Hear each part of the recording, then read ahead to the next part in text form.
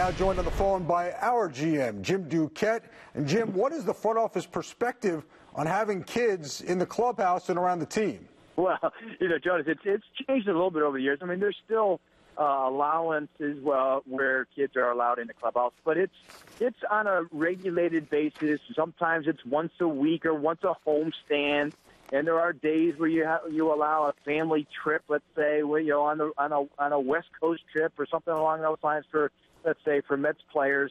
So there are times where you allow it to happen. Spring training, it's a little looser, where you might allow them in a little bit more. But it's never, ever, and I don't ever see it going to the point where it's every day. In fact, I was really surprised that the White Sox had what I would consider enabled Adam LaRoche to allow his son to be in there all last year. I was shocked to know that, because that's just not a standard practice, as far as I know, in any sport.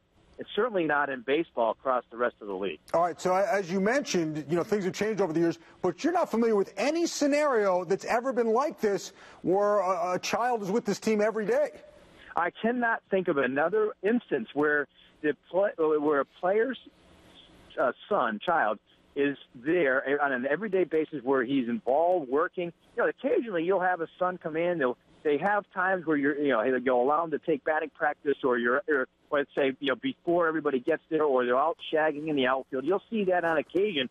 But what the concern is, think about this. If you had 25 players and they all brought their sons or two sons to the ballpark on a regular basis, how many extra people are there in the clubhouse? You're tripping over kids.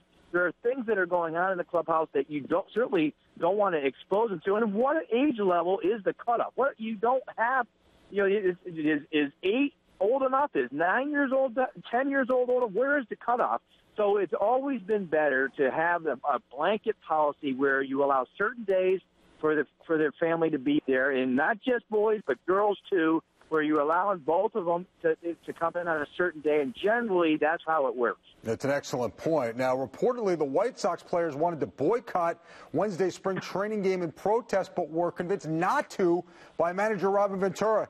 Does Williams need to change course, or at least go down and address the players further? I know he tried to and was sort of shouted out of the clubhouse reportedly, but he's got what seems like almost a mutiny on his hands. Does he need to do something or change course? Well, I don't think you're going to see him change course. I think because he's speaking on behalf of ownership.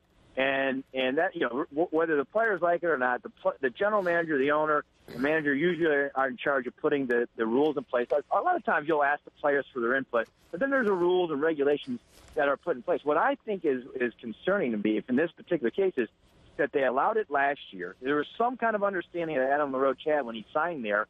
And then why are we in the middle of March now addressing this topic? If this was an issue last year, it should have been addressed before the spring training season started, so that you're not sitting there in the middle of the year going, what in God's name, why are things changing? So that, to me, is where they failed, where the White Sox front office failed, and now they're paying the consequences for it. If they had changed that right from the very beginning and had it addressed, it would not be this big of an issue right now. All right, he is our general manager, Jim Duquette, giving us great insight on this. Jim, we appreciate a few minutes. We'll speak to you soon. All right, Jonas, you got it. Anytime. All right, let's talk to a man who has been in that clubhouse as a player. Figgy, what's your reaction to all this? Well, it's definitely strange to hear us arguing about this, and from so many different perspectives. The wives have a voice, the players have a voice, but you don't get to bring your child to work every single day. It's a luxury to be able to bring your child in.